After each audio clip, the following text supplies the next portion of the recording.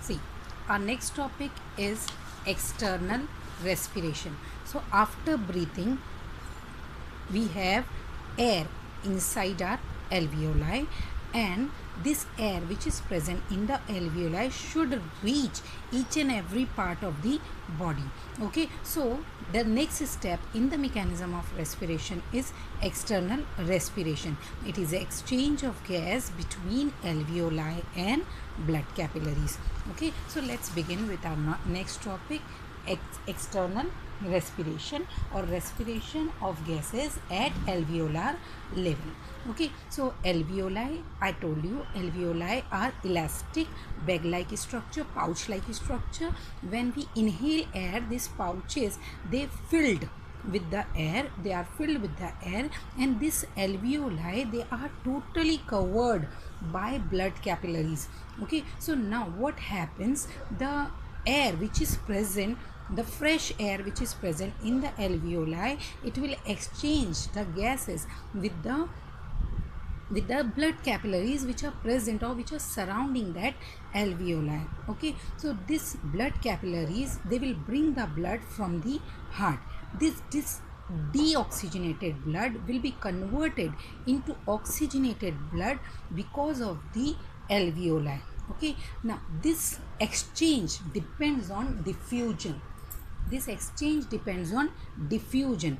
The diffusion of this air takes place from the area of higher partial pressure to the area of lower partial pressure till both the pressures will become equal. So there is one partial pressure present inside the alveolus. Okay, partial pressure of gases is also present in this blood capillaries. Okay, now this blood capillaries and alveoli, they will exchange the gases by simple diffusion so that it will become equal. Let's begin with exchange of oxygen.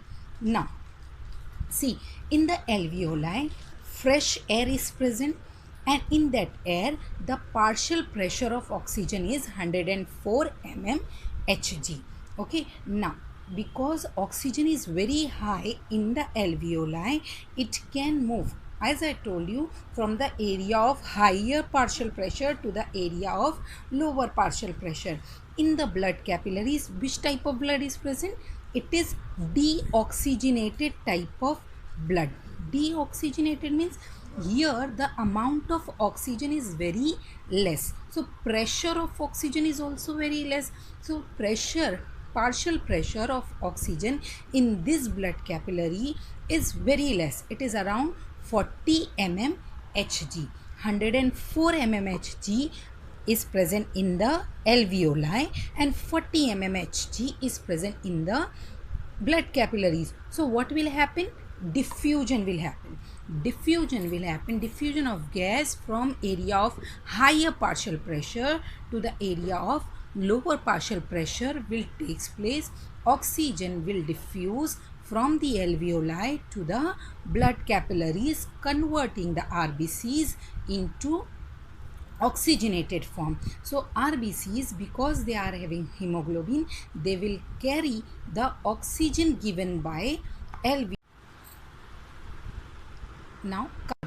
Now we will talk about carbon dioxide. See, these blood capillaries, they have brought the blood from heart. Okay, and this blood capillaries, they are having blood which is deoxygenated. It means the carbon dioxide present in this blood will be higher as compared to the carbon dioxide which is present in this air which is present in the alveolus.